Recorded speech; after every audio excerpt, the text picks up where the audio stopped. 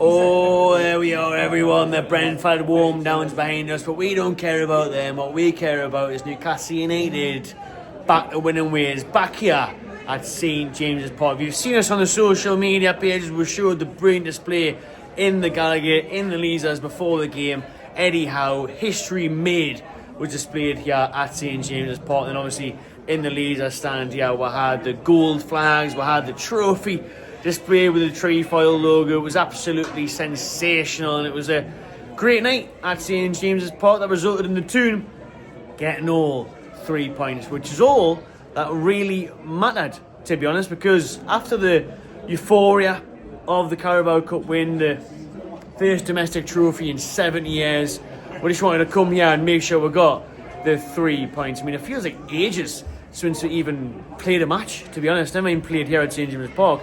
Just playing a competitive game of football seems like a long, long time. It's been a few weeks now, a few weeks in the making, getting back here, beautiful settings, and we always will take a nice little sit down where the lighting's better so we can go through and discuss the game. The 2-1 win for Newcastle United, to take the specs off, for the glare off the lights, and make sure you drop your comments below, everyone, what you thought of the match, if you were here, if you watched on TV, wherever you are in the world, what you made of it. And Newcastle made a good account of themselves, to be fair. You know, it was a 2-1 win in the end, a hard fought 2-1 win. I mean, I don't think anybody thought today's game would be easy, that tonight would be a stroll. I mean, I predicted goals. I think I said 3-2 in the preview earlier in the kit leak video.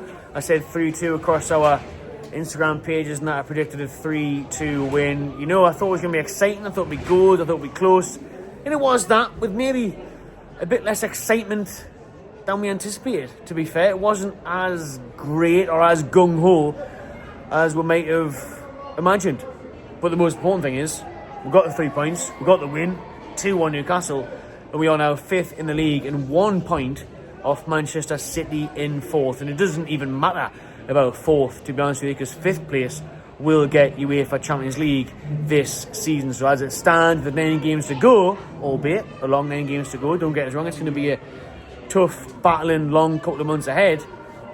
But if the season finished today, we would have Champions League football, everyone. You know, we would be 5th, game done, match set. That's it. 5th place, Champions League, let's go. But obviously a lot more work has to be done before that. But Man City, we are 1 point behind them. Chelsea obviously play tomorrow night against Spurs. We do have a game in hand as well, remember. So Newcastle United are in a very, very good position for the remainder of this season. This was one of the toughest fixtures we have left. Eddie Howe's mags are massive. Yes, they are. Eddie Howe's mags are massive. And can you jump in the match reaction if you want, if you remember anything about it, if you want to talk about it. What did you make of the game? 2-1 win. Wasn't pretty. It was a bit. Yeah, it wasn't. Like, that was me worry about this game, first game post winning the cup.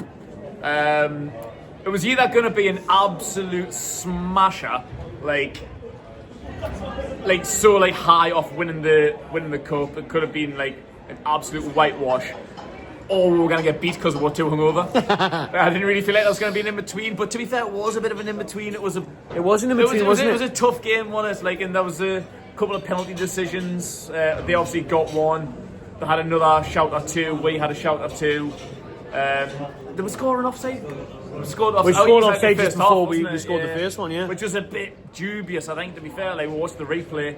I'm not too sure about that one, like, to be honest. So it was a bit of a mad game. It was a bit of a rough game, but Brentford's that kind of side. Like, home or away, Brentford, they're a tough team, man. You can't underestimate them. Like, you've got to take them seriously. And we did. Like, it was a tough game. Kind of exactly how I expected it to be fair. But regardless, we got the win, 3 points. That's all we needed to do. Still pushing on for top 4. City got a win tonight, but we've still got a game in hand, so we're still in pole position for 4th place. Yeah. So still got to keep pushing. Relatively easy fixtures for the next 9 games. Not all easy, but favourable, I would say. So, yeah, still got a long way to go, but I feel like top 4 is going to happen, mate. Are you happy with how the lads responded tonight? Then obviously we talked about the Carabao Cup. Is there going to be a hangover from that, from Dubai, and then obviously from the trophy parade? How are the lads going to react? How's Eddie Howe going to come out? You know, there's a lot of hype tonight Obviously, the first trophy is now done in 70 years. Good electric atmosphere at the start of the match. But are you pleased with how the players responded and did on the pitch? Yeah, I am, because like this was the one that I was worried about. Like next games, I think it's like forgotten about now. Like this was the game that I was slightly worried about if there was going to be a slight hangover. That wasn't, as I said, it was the kind of gritty game against a good gritty team like Brentford are a really good team that can come at anyone in the league, whether you're City, Liverpool, Arsenal, it doesn't matter. They're a tough team that can get their teeth sunk in. So yeah, this was the game that I was worried about. There might be a slight hangover, but we've got the 3 points. And is it Ipswich next, or is it Leicester? It's Leicester on Monday. Leicester. Then Man U. Yeah. No, Then Palace, then Ipswich. This was the game I was worried about. We've got the win, 3 points. We've got a dead cert relegation team in Leicester next. So yeah, I think we'll kick on. Like Man United, they're not that great this year. Yeah. We've already beaten them this season, so I'm really confident about how the next few games will go. Like I said, this was the one that I was a little bit iffy about, but now that we've seen this one through, I think we can kind of put the cup in the back of our minds now. We've had this celebration, we've had the trophy parade. By the time Leicester comes around, it's going to be nearly like 3 weeks since we won the cup. Like, we've got to put it at the back of our minds now. It's not important anymore. We can celebrate at the end of the season. Now we need to just push on and try and make sure we get top 4. Did sound of Tonali mean that goal? Absolutely, no question about it. I said it at the time, although I was joking, but haven't seen the replay. I think he fucking did. I think he did. All of us were like, well, that's a fluke, isn't it? I was saying, he meant it.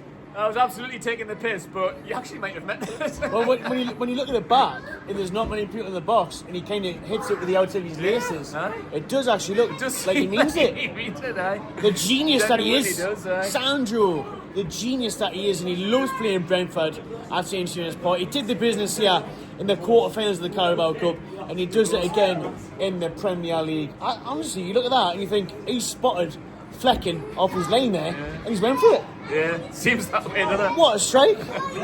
Goal of the season. Like, we were all up here saying, it's meant to be a cross, but we're celebrating anyway. It doesn't matter how they go in, they'll go in. But yeah, like I haven't seen the replay, and, like the angle that he hits it at. You think like, he fucking didn't mean that. He meant it. The Italian stallion meant it. He's a class actor and all. He's a sexy man, but he's blued out shades. Yeah, unbelievable. What about Murphy and Isaac yet again linking up? Automatic. It's like a guarantee now, that isn't it? You know, Murphy really is, or Isaac's going to assist or score. Yeah. It's a banker. I said they were like York and Cole up here, but then I got it wrong and told it was more like Beardsley and Cole. Beardsley and Cole, yeah. So fair enough. Shola and Shearer. Shola Shearer. Who else? CC and Bar. Yeah. The two just work so well off each other's games, and like we know that the right wing position is going to be like one of the top needs in the summer. We're probably going to spend a lot of money on improving that position, which is right. Depth, especially after selling Almiron, we've got no other right winger apart from switching things up like Barnes or Gordon over there. But now that they're better on the left, so we need to invest in that right wing position. But I feel like if we do sign a starter for next season, which I'm pretty confident we will, I really do feel like Murphy will be hard done by. Yeah, I feel like he's really in his spot now, because like he's got to be in the top 5 of assists now. Yeah. Like he always kind of has been for the last few weeks and months. Like he's right up there with one of like the best assists in the league. But like him and Isaac just really understand each other's games and know where to be at the right time in the right place, and like contributing to goals to each other. Like they're a really good underestimated double act. Like I don't think Really anyone would have expected that. yeah. Like if Isaac was going to bounce off anyone when he signed, no one would have expected that it would have been Jacob Murphy. I tell you what, if Liverpool and Arsenal are apparently saying Isaac, they're going to want to sign Murphy to go with them. Say Hunt and Jack. Do you know what I mean? They're a pair. They're a pair now. Like Kegareni. One of the players that is obviously linked to go there is Isaac. Is Murphy going to be alongside him? But the thing we're looking at is, where would he be without them? Do you know what I mean? Because it is a double act. Yeah. It is a pair, and one of the players linked to replace him is Brian Mbeumo for Brentford. You know, everyone's looking at Brian Mbeumo thinking he's the right winger Newcastle, and he's got more goals, more composed in front of goal. But yes, it would break competition, but again, you know, like Murphy deserves the credit to keep going, doesn't he? Absolutely. But with Mbumo, obviously scoring today as well. Penalty spot. Penalty spot. Harsh penalty as well, wasn't it? I thought so. I thought that was soft, me. Like, let me know in the comments what you I thought he think. got the ball, but I need to see it again. But I thought he got the ball, to be honest. I thought it was soft, really soft. But Mbumo coolly slots the ball away. Nice is, pen. is that a player that we should be looking at, even though we said about Murphy, but to at least provide competition there? Yeah, I think so, and I think you would look today and like Murphy was the better player, and that's the issue. Like that's why Murphy's so good and so underrated, because Mbumo's probably got, I don't know, what would you say, 60, 70 million price tag on his head? At least now. They're not gonna, 60. Who's going to pay 60, 70 million for Jacob Murphy? That's such like an undervalue for Jacob Murphy. Like, he's just as good, but I think Mbumo's got more of a goal threat. He has. Yeah, like Murphy's good at chances, assisting. Like Mbumo is an upgrade. Stats might not tell you that apart from goals. Like he's got much more of an eye for goal. He's got like at least double figures in his lock. Murphy doesn't really get that.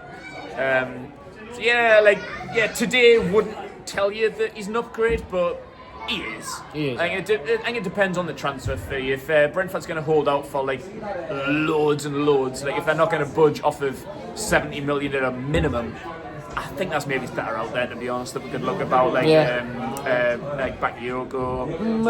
There's plenty of people out there that we can maybe just get for cheaper. So he's an option if available at the right price. But yeah, I wouldn't be held to ransom for him. No, I wouldn't either. And the way Murphy's playing, he deserves the challenge, he deserves the credit he's getting. Hopefully, nice little England call up with Big Dan Burn as well. That'll do. Imagine. That way, it's worthy. If Burton get it, the door is open. That'd be is open options, and Murphy, on his stats wise, must be up there one of the best English right wingers in the league. You know, so why not? Why not?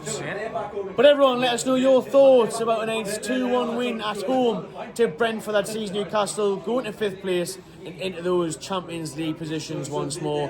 Shout out everyone for tuning in. Subscribe to the Magpie Channel TV and enjoy yourself.